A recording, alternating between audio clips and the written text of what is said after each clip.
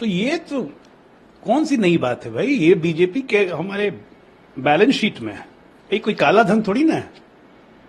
ये चेक से लिया हुआ पैसा है, बॉन्ड के दिया हुआ पैसा है, ये हमारे डेटा शीट में है। सवाल तो ये उठता है कि ये इलेक्टोरल बॉन्ड के पहले चुनाव फाइनेंसिंग कैसे होती है, जरा बताए कांग्रेस पार्टी, डीएमके, टीएमके, जितनी पार्टियां हैं ये परिवारवादी, कितना पैसा आता था, कितना आता था पार्टी में, कितना जेब में, ये बताए ना। काला धन का खेल रोकने के लिए हम इलेक्टोरल बॉन्ड लाए थे, इसमें सुधार की बहुत गुंजाइश हो सकती है। हमारी मंशा साफ थी, हमेशा मंशा साफ रहेगी।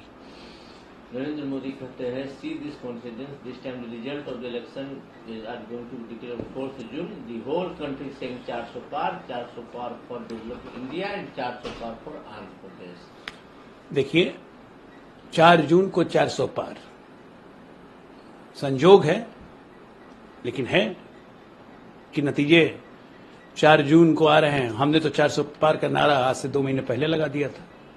4 का संयोग है, 4 का संयोग नहीं है, 400 का संयोग है। 4 पे जो रहेंगे उनकी चिंता कीजिए, बहुत लोग 4 पे भी रह जाएंगे। जेडीयू के नेता खरीद रहे हैं, उन्होंने कहा है कि सीए लागू नहीं है। ऐसा है कि सीएए एक फेडरल कानून है और फेडरल कानून पूरे देश में एप्लीकेबल होता है। ये नागरिकता देने का मामला है, ये केंद्र सरकार का विषय है, राज्यों का विषय ही नहीं है। राज्य नागरिकता नहीं देते हैं। शिवाजी पार्क में रैली हो रही है डीएनएस की, इस पर शिवाजी एकनाथ शिंदे ने कहा कि ब्लैक डे शिवसेना के लिए यहाँ बाला साहब रैली किया करते थे, जो उन्होंने कांग्रेस में बना दिया। सही बात है। देखिए राम भक्त अयोध्या जा रहे हैं और सनातन विरोधी सभा कर रहे हैं, वो भी शिवाजी पार्क में। सनातन विरोधी शिवाजी पार्क में सभा कर रहे हैं, बाला साहब की तो आत्मा रोती होगी। सदगुण सिंह ने कहा है कि जो अलायंस है वो होता है पहले भी और बाद भी। All the people of opposition remain united, who knows we may unite after the election. अरे भाई, तो इलेक्शन के बाद जब डूबने की स्थिति आ जाएगी तो एक दूसरे को पकड़ पकड़ के डुबाने और अपने बचने के लिए ही करेंगे।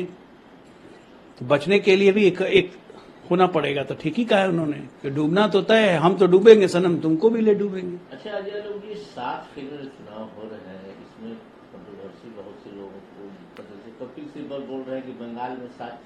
देखिए चुनाव जब ये लॉन्ग आर्म गवर्नमेंट है। देखिए चुनाव जब पता हो ना कि हम हारेंगे, क्योंकि जनता के पास बोलने के लिए कुछ नहीं है, तो हर चीज पे सवाल उठता है।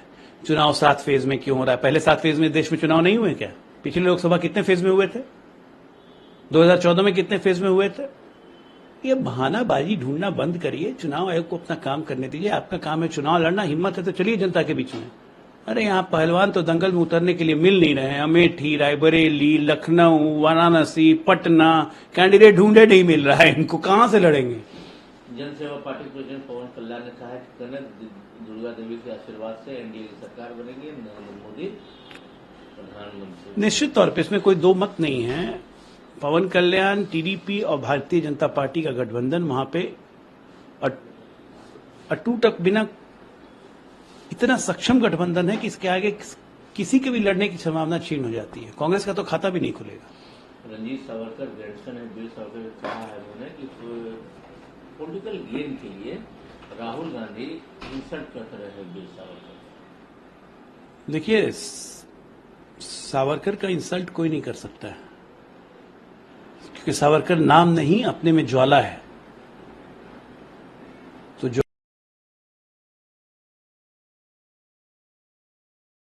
राहुल बाबा को ये राहुल बाबा समझें, लेकिन सावरकर का अपमान भारत की धरती पे कोई नहीं कर सकता।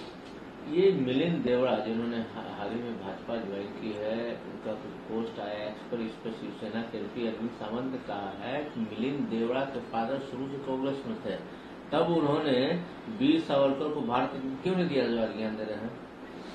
ऐसा है कि मिलिंद देवड़ा के पिताजी जो मुरली देवड़ा जी थे, वो कभी इस हस्ती में नहीं थे कि वो भारत रत्न दे सकते हैं। उस वक्त भी गांधी परिवार की ही हस्ती थी, इसीलिए गांधी परिवार ने कभी नहीं दिया। ये तो उनको भी पता होगा, शिवसेना वालों को।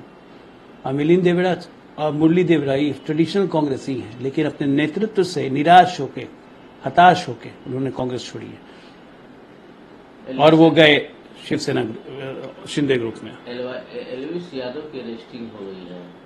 अरे एल्विस जैसे फालतू आदमियों की बात करके उसको झूठ मूठ के चर्चा में लाने की जरूरत ही नहीं है। आदतन अपराधी है वो।